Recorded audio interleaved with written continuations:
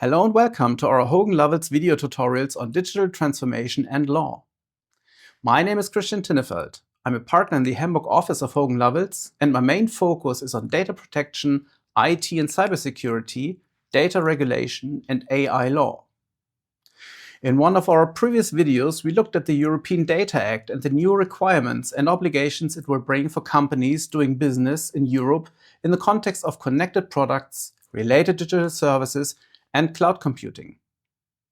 Today I will show you how companies can prepare for these new challenges by setting up an appropriate EU Data Act implementation project. So let's kick it off.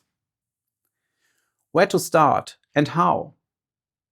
Preparing for the EU Data Act is a complex, challenging, and holistic task that requires the collaboration of many stakeholders across the organization.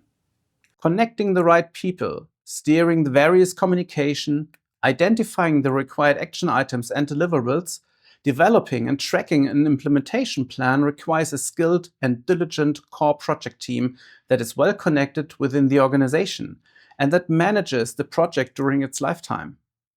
This project team should identify the products and services that are in scope of the EU Data Act and what products and services might fall out of scope.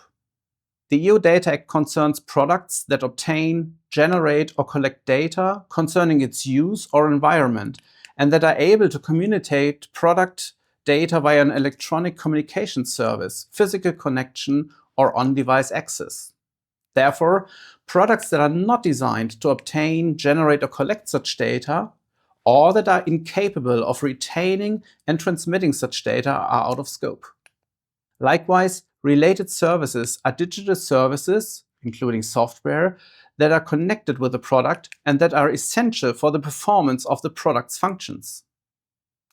Identifying such products and related services is key for bringing the right people to the table, the experts in the company who know about the functionalities and capabilities of the products and services.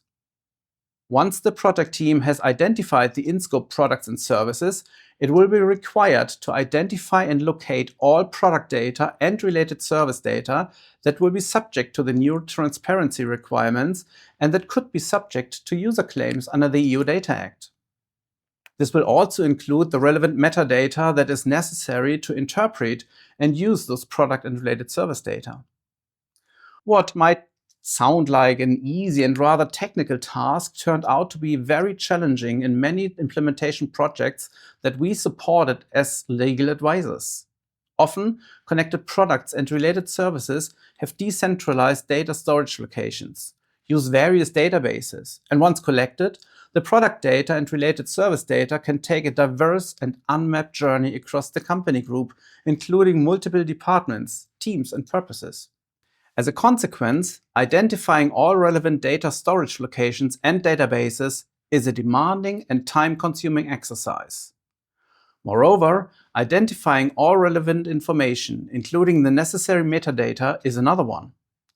Companies will have to determine a comprehensive set of information, including the type, format, and estimated volume of product data which the connected product is capable of generating. The identity of the data holder, what can be tricky in a complex company group. The purposes for which the data are used. Whether the data is collected continuously and in real time. How the data can be accessed, retrieved, or, where relevant, erased. Whether the data qualify as trade secrets, and whether the data, or portions thereof, qualify as personal data that is protected under data protection laws, such as the GDPR. As you can see, collecting all this information requires a diligent data mapping across databases, IT systems, and probably even affiliates, cooperation partners, and third-party providers. Such data mapping, however, is the foundation and inevitable for any EU Data Act implementation project, as the findings have an immediate impact on the legal documents and documentation that are required under the new law.